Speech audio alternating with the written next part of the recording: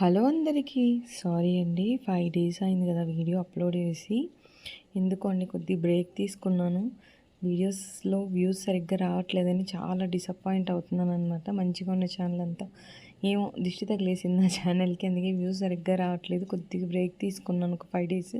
తర్వాత నాకు నేను మోటివేట్ చేసుకొని ఓకే, ఏదో ఒకరోజు సక్సెస్ వస్తుంది, కన్సిస్టెన్సీ పోకూడదు అనేసి మోటివేషన్ తెచ్చుకొని వీడియో అప్లోడ్ చేస్తున్నానండి.